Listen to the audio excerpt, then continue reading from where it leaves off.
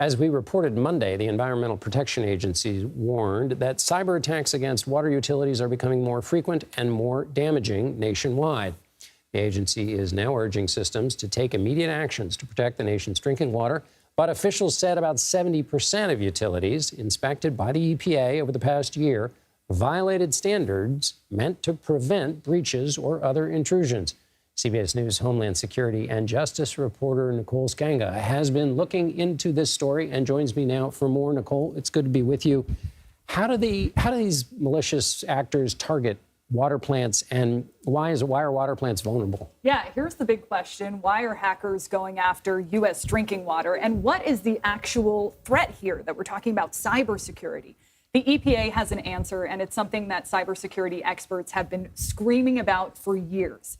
Now, because water utilities rely on computer software to remotely operate treatment plants and processing and distribution centers, IT protection is actually really key to water utilities, and cyber hygiene is really important. So the EPA right now is shouting at water utilities who have been falling short in big ways, failing to change default passwords, not cutting off access to the system for former employees. And that has real life implications.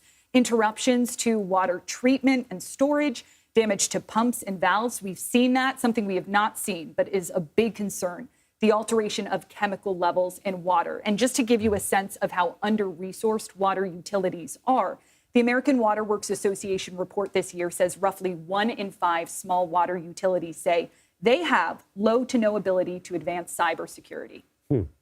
So who might be behind this? And is the objective to, or maybe it ranges, is the objective to poison everybody or just create mayhem and chaos while maybe their other branch is off creating some other chaos somewhere else? Strong emphasis on mayhem and chaos, and I'm glad that you brought it up. 3 big players in this field: China, Iran, and Russia. And earlier this month, the nation's top cybersecurity agency, CISA, called on pro-Russian hacktivists to stop targeting technology safeguarding water systems as a result of U.S. aid to Ukraine. So politically driven, right?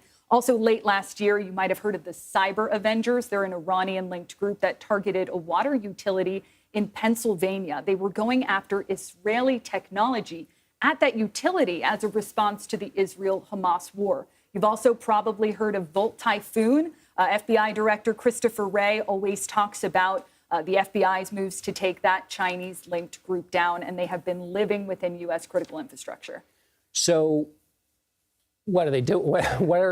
So if the water systems are under-resourced, can't do it, what's the federal government trying to do, or any other actor trying to keep this from happening? Yeah, last March, over a year ago, the EPA put into effect a new rule requiring states to audit cybersecurity for their water utilities. And guess what happened? 3 states and 2 trade groups sued, accusing the EPA of overstepping their authority there. Arkansas, Missouri, and Iowa. Now, this EPA bulletin doesn't have many teeth to it, but it's meant to send a message, much like a letter from National Security Advisor Jake Sullivan to governors earlier this year. Part of the challenge, John, is that water utilities are not owned and operated by the federal government, right? Public water systems are usually nonprofits that are, led and managed by local or state governments. So how do you regulate them? Well, Congress does have some ideas. And as recently as last week, House lawmakers introduced a new bill that would establish something new, the Water Risk and Resilience Organization, a new governing body